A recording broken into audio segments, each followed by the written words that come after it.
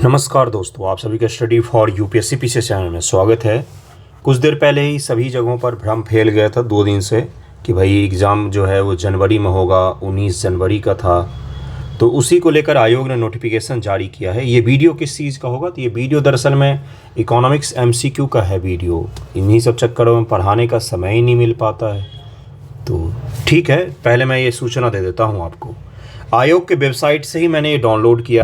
वहाँ पर ये लिखा गया है इस नोटिफिकेशन में कि 70वीं संयुक्त प्रतियोगिता परीक्षा आयोजन की तिथि 13/12/2024 को बढ़ाकर 19/1/2025 किए जाने के संबंध में विभिन्न सोशल मीडिया प्लेटफॉर्म एवं समाचार पत्रों में दैनिक भास्कर भी झूठा है और न्यूज़ 18 बिहार झारखंड तो झूठा है ही। वो तो आपको पता ही है क्या क्या भ्रामक फैलाते रहते। दैनिक भास्कर ने भी गलत न्यूज़ छापा था में भ्रामक एवं फर्जी सूचनाएं परिचालित की जा रही हैं। समाचार पत्र में भी फर्जी सूचना छपी जा सकती है और कोई कार्रवाई वगैरह होगा नहीं। आयोग इस प्रकार के सभी खबरों का पूर्णतः खंडन करता है एवं सूचित करता है कि उक्त परीक्षा का आयोजन पूर्व से निर्धारित तिथि 13/12/2024 से परिवर्तन नहीं किया गया है। 13 दिसंबर 2024 को आज तक के हिसाब से, आज 16 तारीख है, 16 नवंबर है और आज तक के हिसाब से कोई परिवर्तन नहीं किया गया है। आपके पास मुश्किल से 20-25 दिन एग्ज़ाम का बचा हुआ है, तो कृपया अच्छे से पढ़ लीजिएगा। आयोग द्वारा कोई भी सूचना अपने वेबसाइट के माध्यम से प्रकाशित की जाती है। नोट भी इन्होंने ऐड कर दिया है कि आयोग जब भी कोई सूचना प्रकाशित करता है तो अपने वेबसाइट के माध्यम से ही प्रकाशित करता है, उसके अलावा किसी और चीज़ पर भरोसा ना करें। तो ये चीज़ क्लियर हो गया। 1 महीने बाद एग्जाम है और हम लोग इकोनॉमिक्स का MCQ शुरू कर लेते हैं। देखिए, आज का पहला सवाल क्या है कि सेवा क्षेत्र उपागम किसके कार्यक्षेत्र के अधीन क्रियान्वित किया गया था? ये सवाल है, तो इसका आंसर हो जाएगा अग्रणी बैंक योजना, जिसको लीड बैंक स्कीम कहा जाता है, उसी से सवाल पूछा गया था। सेवा क्षेत्र उपागम लीड बैंकिंग स्कीम कार्यक्षेत्र के अधीन क्रियान्वित किया गया था। सेवा क्षेत्र उपागम ग्रामीण, रूरल और सेमी अर्बन क्षेत्रों के नियोजित व क्रमबद्ध विकास के लिए अप्रैल 1989 में आरंभ किया गया था। कौन सा? तो सेवा क्षेत्र उपागम जो स्कीम है, इसको 1989 में शुरू किया गया था। इसका मुख्य उद्देश्य क्या था? तो रूरल एरिया या फिर सेमी अर्बन एरिया जो होते, अर्ध शहरी विकास के केंद्र जो होते हैं, उनको डेवलप करने का इसकी जिम्मेदारी दी गई थी। इसका मुख्य उद्देश्य उत्पादक ऋणों में वृद्धि करना, बैंक ऋण और उत्पादन, उत्पादकता और आय स्तर में वृद्धि करने के मध्य प्रभावी संबंध स्थापित करने के लिए अग्रणी बैंक योजना के तहत में सेवा क्षेत्र उपागम को शुरू किया गया। लीड बैंक स्कीम का संचालन भारतीय रिजर्व बैंक द्वारा 1969 में किया गया था। कितनी पुरानी योजनाएं हैं ये, और उनसे सवाल पूछा जा रहा है 2019 में। इसके अंतर्गत प्रत्येक जिले के लिए एक बैंक को लीड बैंक घोषित कर दिया जाता है। प्रत्येक जिले में एक बैंक को हम लोग क्या घोषित कर देते हैं कि ये इस जिले का लीड बैंक करेगा और इस जिले में जो भी बड़ी बैंकिंग घटनाएं होंगी, जो भी उसके संबंध में क्रियान्वयन होगा, वो एक बैंक को ही लीड करेगा। इसलिए लीड बैंक योजना इसका नाम है। कब शुरू किया गया था? 1969 ईस्वी में। ठीक है। जिस बैंक को लीड बैंक घोषित किया जाता है वह जिला स्तर पर ऋणों को योजना बनाने, सरकारी कार्यान्वयन के संबंधित वित्त प्रबंधन करने, सब कुछ काम करता है। उस जिले के लिए जो भी बैंकिंग का जुड़ा हुआ काम होगा वो बैंक वो करेगा। अगला सवाल है कि भारत में किसी वाणिज्यिक बैंक की परिसंपत्ति में निम्न से क्या शामिल नहीं है? बहुत ही खूबसूरत सवाल था ये। बैंक का कैपिटल निम्न में से क्या नहीं है? तो जो आप पैसा जमा करते हैं ना, ये कैपिटल नहीं होता है, ये जिम्मेदारी होती है उनकी। ठीक है, तो इसलिए इसका आंसर क्या हो जाएगा? बी, यानी कि ये कैपिटल नहीं होता बल्कि लायबिलिटी होती है। जो आप पैसा जमा करते हैं और जो आप बैंक से ऋण लेते हैं ना, वो उसका कैपिटल होता है, वो उसका निवेश होता है। जो आप पैसा जमा करके आए बैंक में, वो बैंक की लायबिलिटी है।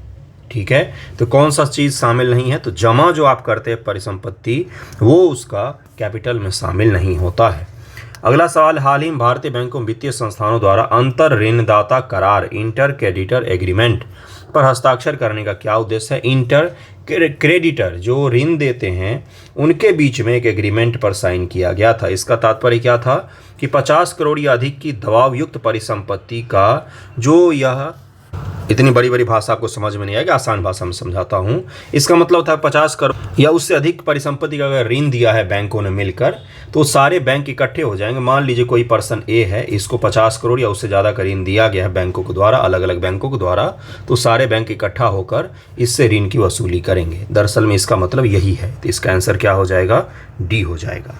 अगला सवाल, और दबावग्रस्त परिसंपत्ति का मतलब क्या होता है? NPA, non performing assets. ऐसे एसेट्स बैंक के जो उन्होंने ऋण दिया और उसका मूलधन भी नहीं आ रहा है और ब्याज भी नहीं मिल पा रहा है। अगला है, सार्वजनिक क्षेत्र बैंक के अध्यक्षों का चयन कौन करता है? तो बैंक बोर्ड ब्यूरो करता है। इसका उत्तर ए हो जाएगा। बहुत ही खूबसूरत सा छोटा सा सवाल था, इसका आंसर ए हो जाएगा। ये सवाल 2019 में पूछा गया था बैंक बोर्ड ब्यूरो का। और आपने पिछला अगर इकोनॉमिक्स का वीडियो देखा होगा तो 2022 के पीटी में भी बैंक बोर्ड ब्यूरो से, इसलिए यूपीएससी में भी पीवाईक्यू को रिपीट किया जाता है।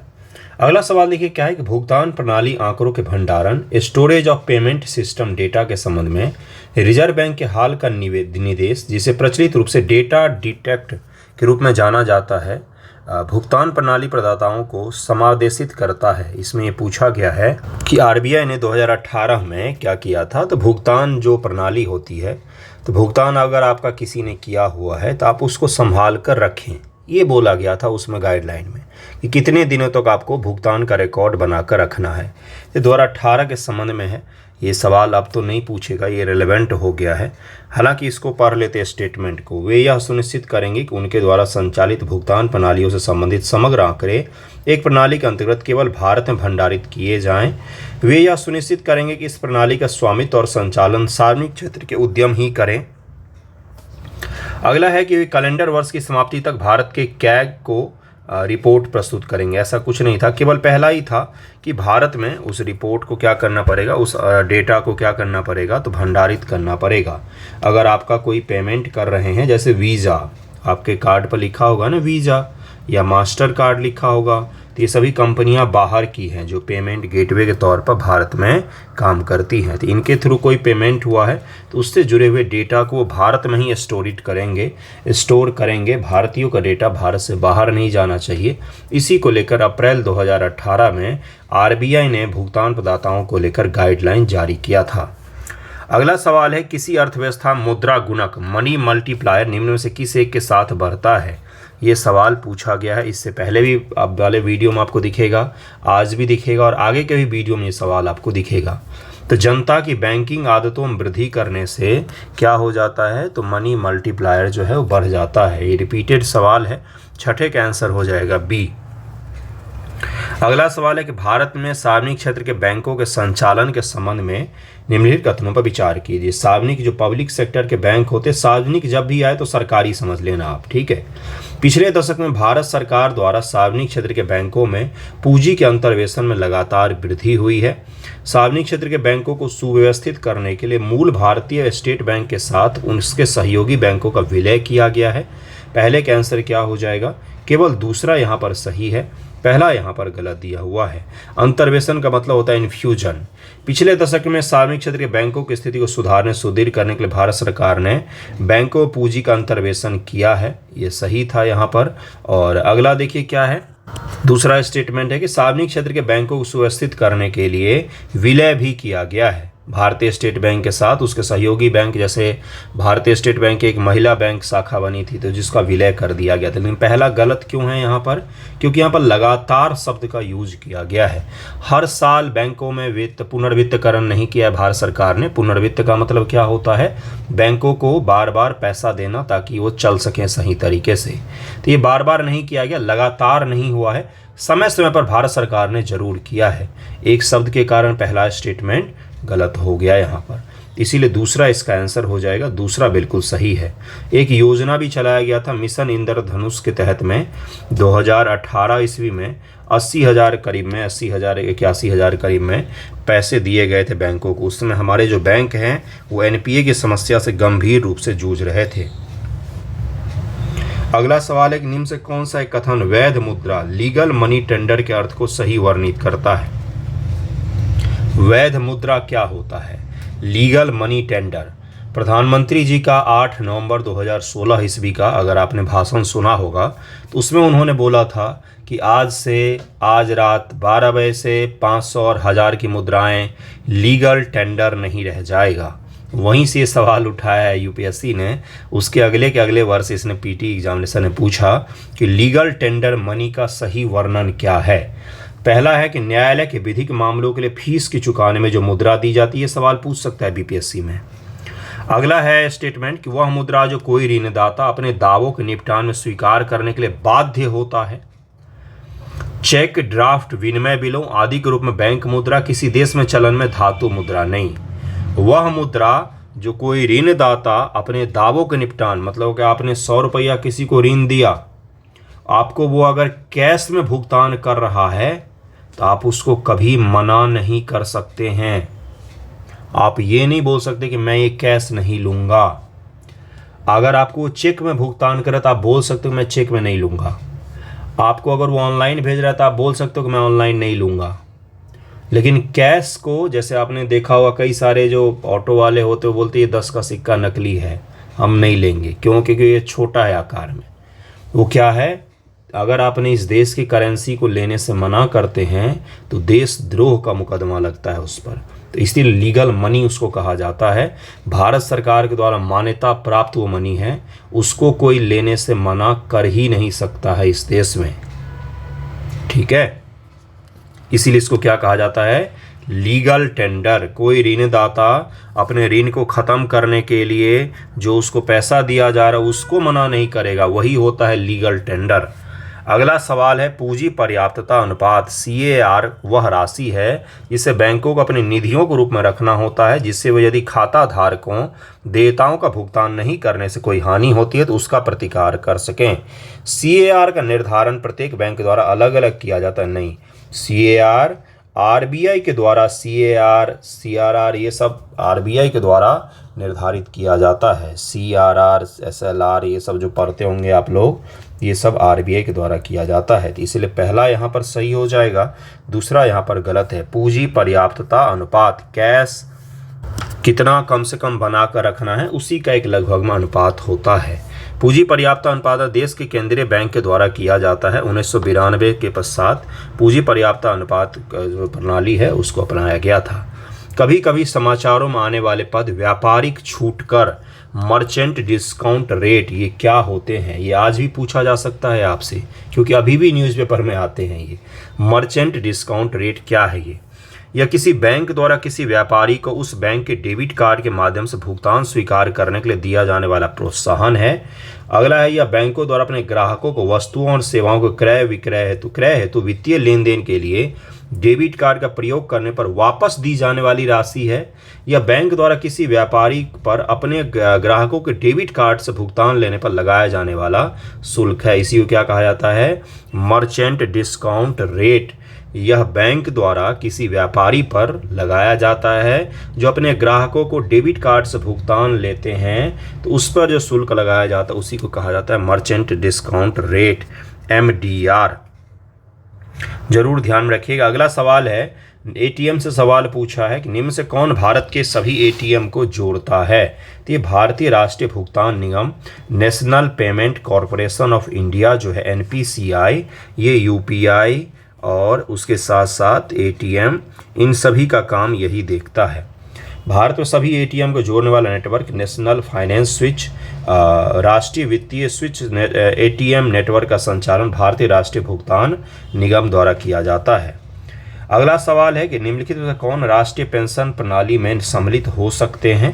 तो राज्य सरकारों के सभी कर्मचारी जो संबंधित राज्य सरकारों द्वारा अधिसूचना जारी किए जाने की तारीख के पश्चात सेवा में आए हैं, तो सभी के सभी राष्ट्रीय पेंशन प्रणाली, ये नई स्कीम है जिसको 2004 में प्रारंभ किया गया था, उसमें शुरू हो सकते हैं। दरअसल में 2004 से पहले का पेंशन स्कीम और 2004 के बाद का पेंशन स्कीम अलग है। आपने सुना होगा न्यूज़ में कि पुरानी पेंशन प्रणाली को लागू करना चाहिए। जिन लोगों का नौकरी 2004 से पहले था सरकारी, उनको सरकारी नौकरी के पश्चात अच्छा खासा पेंशन मिलता है, लेकिन 2004 के बाद पेंशन नियमावली को ख़त्म कर दिया गया और नई नई पेंशन स्कीम लाई गई कि पेंशन आपको तभी मिलेगा जब आप उसमें कुछ भुगतान करेंगे। है ना। तो इसको कहा जाता है राष्ट्रीय पेंशन प्रणाली। 1 जनवरी 2004 को प्रारंभ किया गया। यह केंद्रीय सरकारी सेवा, सशस्त्र बल के अलावा आर्म फोर्सेज इसमें शामिल नहीं है, उनका पेंशन प्रणाली बिल्कुल अलग है कि तथा 1 जनवरी 2004 को उसके बाद सरकारी सेवा में आने वाले केंद्रीय स्वायत्त निकाय के सभी नए कर्मचारियों पर लागू हुआ है। इसीलिए आपने सुना होगा कि 2004 के बाद वाली सरकारी नौकरी में पेंशन प्रणाली नई वाली जो है वो अच्छा नहीं है। कई सारे एम्प्लॉय बोलते हैं कि पुरानी पेंशन प्रणाली ज़्यादा सही था। अगला सवाल है लघु वित्त बैंक के बारे में, स्मॉल फाइनेंस बैंक के बारे में 3 कथन दिए हुए हैं। आप एलिमिनेशन करके भी निकाल सकते हैं, एक स्टेटमेंट काटेंगे आपका उत्तर मिल जाएगा। लघु व्यवसाय इकाइयों को ऋण की पूर्ति करना, ये तो पहला सही हो जाएगा। लघु व सीमांत कृषकों को ऋण की पूर्ति करना, दूसरा पहला में कोई अंतर खास है ही नहीं, ये भी सही है। युवा उद्यमों को विशेषतः ग्रामीण क्षेत्रों में व्यापार स्थापित करने के लिए प्रोत्साहित करना, तो तीसरा जो है ये इससे कोई लेना देना है नहीं, तीसरा स्टेटमेंट इसका गलत हो जाएगा, पहला दूसरा बिल्कुल सही हो जाएगा। ये लघु वित्त बैंक जो है, स्मॉल फाइनेंस बैंक, ये छोटे स्तर पर कृषि क्षेत्र में और बाकी जो सीमांत होते हैं उनमें ऋण देने में बड़ा इनका काम होता है। इनके जो काम है वो लिस्ट यहाँ पर दिया हुआ है, कृपया उसको अच्छे से पढ़ लें। अगला सवाल है कि भारतीय राष्ट्रीय भुगतान निगम NPCI, फिर से आ गया NPCI से सवाल, ATM वाला सवाल भी था, इससे फिर से आ गया सवाल, और 2021 में भी NPCI से सवाल पूछा गया है। देश में वित्तीय समावेशन के संवर्धन में सहायता करता है। NPCI ने एक कार्ड भुगतान स्कीम रुपे प्रारंभ की है। आपके पास भी होगा, कई सारे लोगों के पास में होगा जिस पर लिखा होगा वीजा और मास्टर कार्ड नहीं लिखा रहता, उस पर लिखा रहता है रुपे। तो ये बड़ा ही सुंदर सा है, अपने देश का सिस्टम है ये, रुपे का पेमेंट सिस्टम अपने देश का है, जबकि अमेरिकन है, वीजा और मास्टर कार्ड वगैरह सब अमेरिकन सिस्टम है ये। तो SBI जैसे है, SBI अभी भी वीजा कार्ड ही देता है, वो तो रुपए पर नहीं आया है, हालांकि भारत सरकार ने अपने स्तर से रुपए जारी किया है। NPCI भारत में सभी खुदरा भुगतान प्रणाली के लिए, खुदरा भुगतान के लिए एक वृहद संस्था या भारतीय रिजर्व बैंक और भारतीय बैंक संघ IB, इंडियन बैंक यूनियन करके है, ऐसे ही करके एक संघ है IBA एसोसिएशन, मार्गदर्शन और समर्थन के साथ स्थापित किया गया है। यह देश के वित्तीय समावेशन और संवर्धन में सहायता करता है। रुपे भारत के राष्ट्रीय भुगतान निगम द्वारा निर्मित और लॉन्च की गई घरेलू कार्ड योजना है। ये घरेलू स्तर पर है, देसी है अपना रुपे कार्ड, है ना। यह भारतीय रिजर्व बैंक की घरेलू खुली लूप और भारत भुगतान की बहुपक्षीय व्यवस्था पूर्ति के लिए बनाई गई है, इसीलिए इसका आंसर सी हो जाएगा, यहाँ पर सी हो जाएगा इसका आंसर। अगला है कि एकीकृत भुगतान अंतरपृष्ठ, यूनिफाइड पेमेंट इंटरफेस, UPI, जिसका दिन भर आप लोग उपयोग करते रहते हैं। 71 BPSC के आंसर राइटिंग में जुड़ना हो तो बताइएगा मुझे। क्या है, क्रियान्वित करने से निम्नलिखित किससे होने की सर्वाधिक संभाविता है, को कार्यान्वित करने से निम्न से क्या हो जाएगा, ये पूछा गया है। तो ऑनलाइन भुगतान के लिए मोबाइल वॉलेट आवश्यक नहीं होंगे।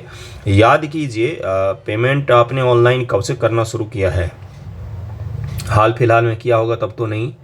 अगर आपने 2016 ईस्वी जब नोटबंदी लागू हुआ था उससे पहले से अगर आप यूज कर रहे होंगे, जैसे पेटीएम तो बहुत पहले से मैं यूज कर रहा था, तो आपने भी किया होगा, तो उसमें पहले वॉलेट होते थे, पेटीएम में पैसा डाल के रखते थे और उसके थ्रू में पे करते थे, क्योंकि ऑनलाइन डायरेक्ट बैंक से पे करने में समय लगता था, है ना, इसलिए वॉलेट में रखते थे, वॉलेट से पे करते थे।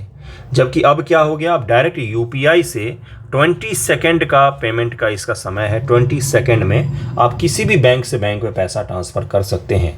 UPI दुनिया की सबसे फास्टेस्ट पेमेंट के लिए ऐप है, जो सॉफ्टवेयर है जिसको क्या कहा था, ये भारत का अपना बनाया हुआ है, uniform payment interface, unified payment interface.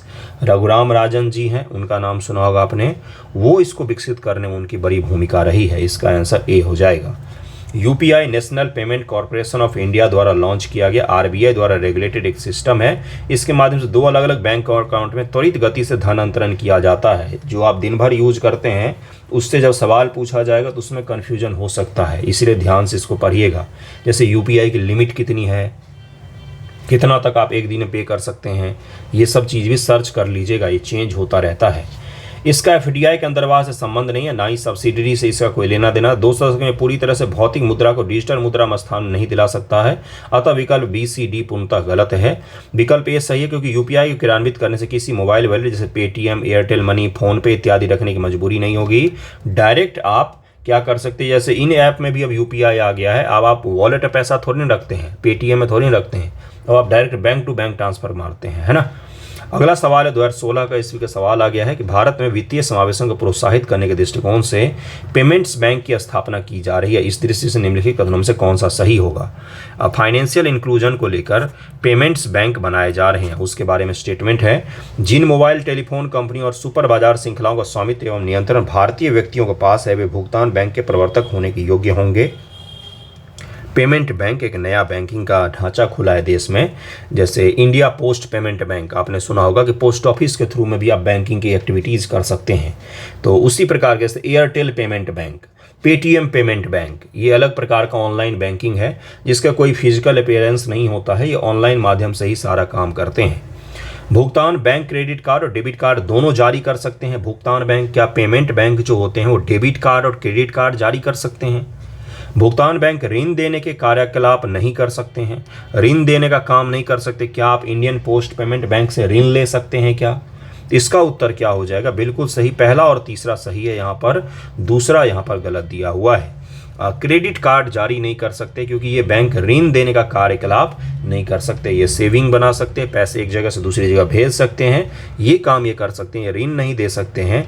इसीलिए यहाँ पर दूसरा स्टेटमेंट जो है वो गलत हो जाएगा। वैसे भी तीसरा सही होगा तो दूसरा कैसे गलत हो जाएगा, तीसरा सही होगा तो दूसरा कैसे सही हो सकता है भाई?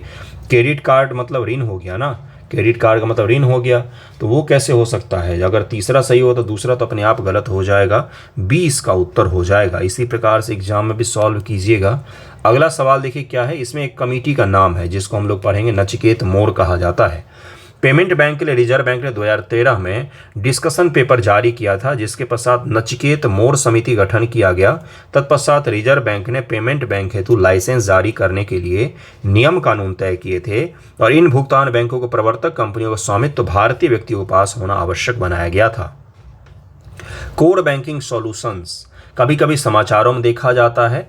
कौन सा चीज इसका सही वर्णन करता है निम्न में से?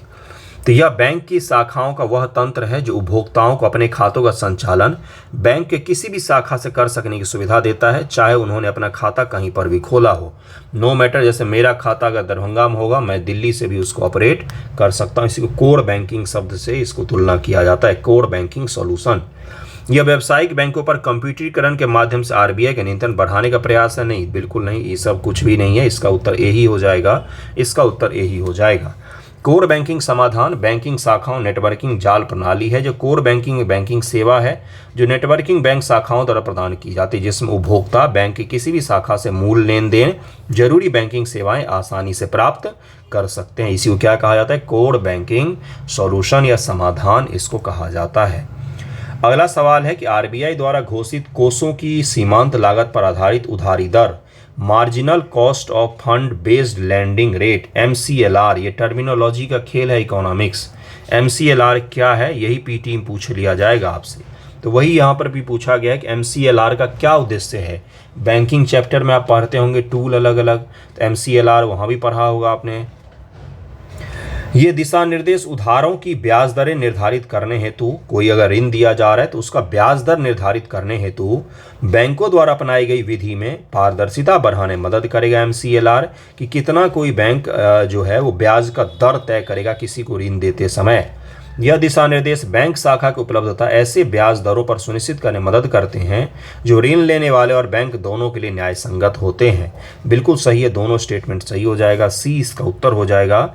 आरबीआई ने सीमांत निधि लागत पर आधारित अग्रिम पर ब्याज दरों की परिकल्पना को लेकर अंतिम दिशा निर्देश 2015 में जारी किए थे, जिसको MCLR कहा जाता है और यह आज भी लागू है कि किस प्रकार से किसको कितना ऋण देना है। इसी प्रकार से एक बैंक रेट भी होता है, वो लोएस्ट ब्याज दर होता है जिससे कम पर बैंक किसी को ऋण नहीं दे सकते हैं। Financial stability and development council, वित्तीय स्थिरता और विकास परिषद के संदर्भ में आपसे सवाल पूछा गया है। यह नीति आयोग का एक अंग है, नीति आयोग का ये अंग नहीं है, पहला तो वैसे ही गलत हो जाएगा। संघ का वित्त मंत्री इसका प्रमुख अध्यक्ष होता है, दूसरा तीसरा यहाँ पर सही दिया हुआ है। यह अर्थव्यवस्था के समाविष्ट स्वविवेक माइक्रो प्रोड्यूसियल पर्यवेक्षक का अनुवीक्षण मॉनिटरिंग करता है। कितना खराब क्लिष्ट हिंदी लिखा है। वित्तीय स्थिरता और विकास परिषद का प्रमुख केंद्रीय वित्त मंत्री होता है। इसके सदस्यों में आरबीआई के गवर्नर, वित्त सचिव, मुख्य आर्थिक सलाहकार, सेबी के अध्यक्ष, इरडा का अध्यक्ष, पेंशन फंड रेगुलेटरी और डेवलपमेंट अथॉरिटी अध्यक्ष होते हैं। यह अर्थव्यवस्था के समष्ट स्वाभाविक पर्यवेक्षण को मॉनिटरिंग करता है। अर्थव्यवस्था के मॉनिटरिंग करते हैं सारे लोग मिलकर किस प्रकार से काम हो रहा है। वित्तीय स्थिरता और विकास परिषद भारत वित्तीय सशक्तिकरण और वित्तीय संस्थाओं को स्थायित्व प्रदान करने के लिए सर्वोच्च संस्था है। इसकी स्थापना 2010 में प्रणब मुखर्जी वित्त मंत्री थे, उसी समय में किया गया था। तो आपसे अगली बार हो सकता है पीसीएस में सबसे सामान्य अगर सवाल पूछे तो ये पूछेगा फाइनेंशियल स्टेबिलिटी और डेवलपमेंट काउंसिल। देखिए एक प्रकार का काउंसिल है जिसमें देश में आर्थिक स्थिरता बने रहे, आर्थिक ढांचा अच्छे तरीके से काम करे, उसको लेकर ये काम करती है। इसमें कौन कौन शामिल होंगे, तो वित्त मंत्री के अलावा आर्थिक क्षेत्र से जुड़े हुए सारे बड़े लोग शामिल होंगे, तो उसमें आरबीआई वगैरह भी शामिल हो जाता है। 2010 में प्रणब मुखर्जी जी मुख्यमंत्री वित्त मंत्री थे, उसी समय किया गया था। अगला सवाल आज का आखिरी होगा। न्यू डेवलपमेंट बैंक की स्थापना एपीईसी द्वारा की गई है। न्यू डेवलपमेंट बैंक का मुख्यालय संघाई में है। न्यू डेवलपमेंट बैंक की स्थापना ब्रिक के द्वारा की गई है। ब्रिक देशों द्वारा किया गया है, ब्रिक देशों द्वारा किया गया है। न्यू डेवलपमेंट बैंक की स्थापना विकासशील देशों में संरचनात्मक और समावेशी विकास को प्रोत्साहन राशि प्रदान करने के उद्देश्य से ब्रिक्स सम्मेलन 2014 में $100 अरब की राशि के साथ में इसकी स्थापना किया गया था। और इसका मुख्यालय कहाँ पर है, तो ये है संघाई में ही इसका मुख्यालय है। अटल पेंशन योजना भी कर लेते, फिर वीडियो का एंड करेंगे। अटल पेंशन योजना जिससे बीपीएससी में सवाल पूछा गया है कितनी ही बार, उसके बारे में आपसे पूछा गया है। देखिए क्या है ये न्यूनतम गारंटित पेंशन योजना है जो मुख्य रूप से असंगठित क्षेत्र के मजदूरों को लक्ष्य बनाती है। परिवार का केवल, इस बार 2024 में भी इससे सवाल पूछा गया है, परिवार का केवल एक ही व्यक्ति इस योजना में शामिल हो सकता है। अभिदाता सब्सक्राइबर की मृत्यु के पश्चात जीवन साथी को आजीवन पेंशन की समान राशि गारंटित रहेगी। इसका उत्तर हो जाएगा सी, पहला और तीसरा यहाँ पर सही है। अटल पेंशन योजना 1 जून 2015 से प्रभावी है और ये मुख्य रूप से असंगठित क्षेत्र के कोई भी शामिल हो सकते हैं, आप भी शामिल हो सकते हैं इसमें, है ना। इसमें अभिदाता की मृत्यु के बाद उसके जीवन के साथी को आजीवन पेंशन मिलती है। इस योजना में एक परिवार के एक ही सदस्य को लाभ प्रदान करने का जिक्र नहीं किया गया है। अगले से हम लोग प्रधानमंत्री जनधन योजना 2015 से हम लोग शुरू करेंगे अगले वीडियो में। पढ़िएगा अच्छे से, नॉर्मलाइजेशन हो कुछ भी हो, आपका पीटी एग्जाम तो 13 को होना ही है। अब मुझे लग रहा है कुछ नहीं होगा, सिंपल सा एग्जाम होगा, जैसा होना चाहिए था वही होगा, क्योंकि यूपी में इतना बड़ा आंदोलन हुआ तो इसलिए सही है वो हमारे लिए। पढ़िएगा अच्छे से, मन लगाकर पढ़िएगा, इधर उधर की बातों मत पढ़िएगा। बहुत सारे वीडियो तरह तरह के आएंगे, ये होगा वो होगा, जो होगा आयोग की वेबसाइट पर जब तक नहीं आएगा हम नहीं मानेंगे। देख लिया मानने का परिणाम, यहाँ तक कि न्यूज़पेपर में भी आ गया तो भी नहीं मानेंगे। न्यूज़पेपर वाले भी गलत छापते हैं, इसीलिए हमें बच के रहना है, केवल आयोग की वेबसाइट को फॉलो करना है और केवल पढ़ना है, पढ़िएगा ही, ठीक है। थैंक यू सो मच आप सभी का।